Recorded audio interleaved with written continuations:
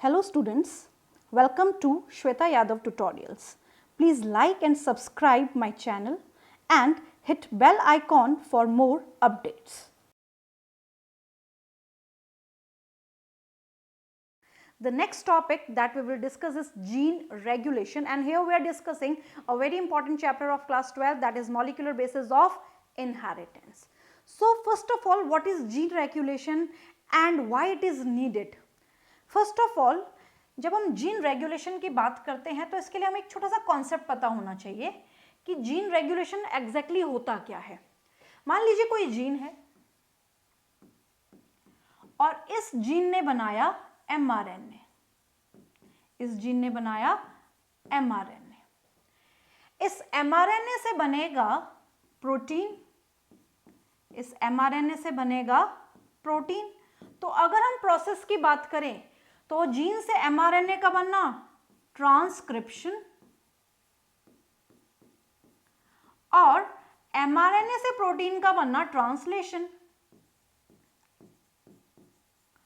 तो अगर कोई जीन अपना प्रोडक्ट बना रही है, what is protein? Product of the gene. Protein क्या है? जीन का प्रोडक्ट है। अगर कोई जीन प्रोडक्ट बना रही है तो सिंपल सा कहने का मतलब है ये जीन ऑन कंडीशन में है। ये जीन किस कंडीशन में है? ये जीन ऑन कंडीशन में है। तो ये तो हो गई पहली कंडीशन। अब मान लीजिए इस प्रोडक्ट की जरूरत नहीं है, जितना रिक्वायर्ड था बॉडी को या जितना रिक्वायर्ड था सेल को, उतना सेल ने उसको बना लिया। अब उतने प्रोटीन की आवश्यकता सेल को नहीं है, तो यहाँ पे इस जीन को ऑफ किया जाएगा, इस जीन को ऑफ किया जाएगा। इसका मतलब जो जीन है वो ऑफ है, इसका मतलब mRNA नहीं बन रहा है, ट्रांसक्रिप्शन नहीं हो रहा है और इससे प्रोटीन भी नहीं बन रहा, यानी कि प्रोडक्ट भी नहीं बन रहा। तो जब जीन से प्रोटीन या प्रोडक्ट नहीं बन रहा इसका मतलब जीन ऑफ कंडीशन में है। तो इसी तरीके से जीन का ऑफ करना, जीन का ऑन करना, इस मैकेनिज्म को हम कहते हैं जीन रेगुलेशन। इस मैकेनिज्म को ही हम क्या बोलेंगे? Gene regulation. अब इस जीन रेगुलेशन में अगर जीन ऑन है तो ये एक्सप्रेस करेगी, और एक्सप्रेस करेगी तो प्रोटीन बनाएगी। तो जीन का एक्सप्रेशन प्रोटीन का बनना है। इसका मतलब जीन ऑन कंडीशन में है। अगर जीन ऑफ कंडीशन में है तो जीन एक्सप्रेस नहीं करेगी, यानी कि प्रोटीन नहीं बनाएगी। और एज वी ऑल नो कि प्रोटीन से बनते हैं एंजाइम्स, और enzymes are the biological catalyst, जो कि हमारी बॉडी में रिएक्शंस के लिए जरूरी हैं। तो जीन का ऑफ और ऑन होना ये बहुत इंपॉर्टेंट है बॉडी के लिए, और इसी ऑन एंड ऑफ मैकेनिज्म को हम बोलते हैं जीन रेगुलेशन। राइट। अब इसी बिहाफ हम कुछ टाइप ऑफ जीन्स के बारे में पढ़ेंगे जो कि यूजुअली ऑन रहती हैं, और कुछ जीन्स ऑफ होती हैं, उनको ऑन करना पड़ता है, या कुछ ऑन होती हैं उनको ऑफ करना पड़ता है। तो यहाँ पे हम डिफरेंट टाइप्स ऑफ जीन्स के बारे में बात करेंगे। उसमें पहला है कॉन्स्टिट्यूटिव जीन, जिसको बोला जाता है house keeping gene. The constitutive gene is known as house keeping gene. House keeping, जैसे नॉर्मली हम हमारे घर में रहते हैं और हमारे घर की देखरेख करते हैं। ऐसा तो नहीं होता कि हम 10 दिन अपने घर की देखरेख ना करें और हमारा काम चल जाए। That is not possible. In the same manner in our body certain genes are present, जो कि हमेशा ऑन कंडीशन में रहते हैं, जिनकी आवश्यकता हमारी बॉडी को डेली बेसिस पे है कि हमारी बॉडी को ये जीन का प्रोडक्ट तो चाहिए ही चाहिए, इनके बिना हमारी बॉडी का काम नहीं चल सकता। Such genes are known as house keeping genes और कॉन्स्टिट्यूटिव जीन्स। राइट। तो यहाँ पे हम क्या बोलेंगे? These genes are always remain active. ये हमेशा एक्टिव होते हैं, ये हमेशा ऑन कंडीशन में रहते हैं। They are always on, never ever be off, कभी भी ऑफ नहीं होते। इनका ऑफ होना ये समझाता है कि बॉडी में रेगुलेटरी एक्टिविटी नहीं हो रही है, और ये हमारे लिए बहुत ही ज्यादा हार्मफुल होता है। In some time it leads to death of an individual, ये इंडिविजुअल की डेथ तक भी करवा सकता है। Now their products are constant needed for the cellular activity.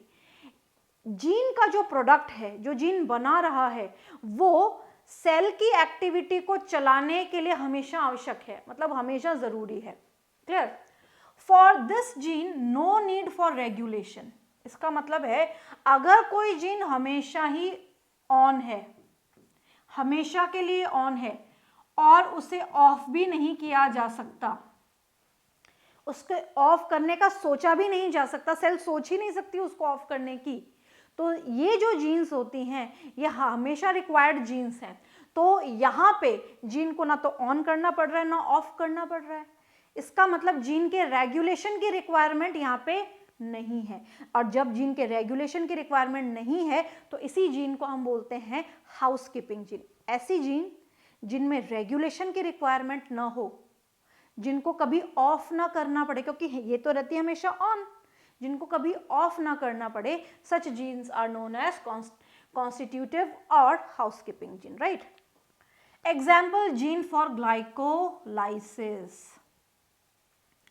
जो ग्लाइकोलाइसिस की जीन है वो हमेशा ऑन कंडीशन में रहती है, हमेशा ऑन। ऐसा क्यों है? ग्लाइकोलाइसिस वो मैकेनिज्म है जिसमें ग्लूकोज का लाइसिस होता है, ग्लूकोज का ब्रेक डाउन होता है। लाइसिस का मतलब होता है ब्रेक डाउन, ग्लूकोज को तोड़ा जाता है। अब मान लीजिए ये कोई सेल है, इस सेल में ग्लूकोज है, ग्लूकोज का ब्रेक डाउन किया जाएगा और कोई प्रोडक्ट बनाया जाएगा। और आप इसको पढ़ते भी हैं क्लास 11th में, जब हम रेस्पिरेशन की बात करते हैं, जब हम प्लांट्स में रेस्पिरेशन की बात करते हैं तो ग्लूकोज को तोड़ के पायरूवेट या पायरूविक एसिड बनाया जाता है और इसी प्रोसेस को ग्लाइकोलाइसिस बोलते हैं। अब ग्लाइकोलाइसिस के लिए एंजाइम्स की रिक्वायरमेंट है और ऐसे एंजाइम्स सेल में बनते रहने चाहिए। उसका कारण क्या है? जब ग्लूकोज का ब्रेकडाउन होगा, तो जब ग्लूकोज का ब्रेकडाउन होगा तो इससे एटीपी की फॉर्म में एनर्जी रिलीज होगी और ये एनर्जी जो रिलीज की जाएगी ये बॉडी की बाकी एक्टिविटीज के लिए आवश्यक है, बाकी एक्टिविटीज के लिए जरूरी है। अगर ऐसा नहीं होगा, अगर एटीपी नहीं बनाई जाएगी तो यहाँ पे बॉडी में हम जो भी हमारे काम चल रहे हैं, हम सो रहे हैं, उठ रहे हैं, बैठ रहे हैं, whatever we do, in that process energy is required.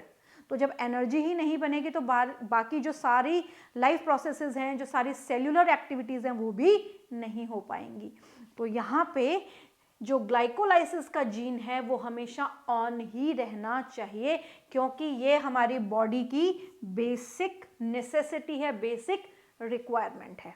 Clear? तो जो जीन हमेशा ऑन रहे उन जीन्स को हम बोलते हैं कॉन्स्टिट्यूटिव जीन और हाउसकीपिंग जीन, जिनमें ऑफ करने की जरूरत कभी नहीं होती क्योंकि हमेशा ऑन रहते हैं। इसका मतलब ऐसी जीन्स को रेगुलेशन की रिक्वायरमेंट नहीं है। तो ये तो हो गया केस 1, कॉन्स्टिट्यूटिव जीन। दूसरी आती है non constitutive gene, smart gene, luxury gene.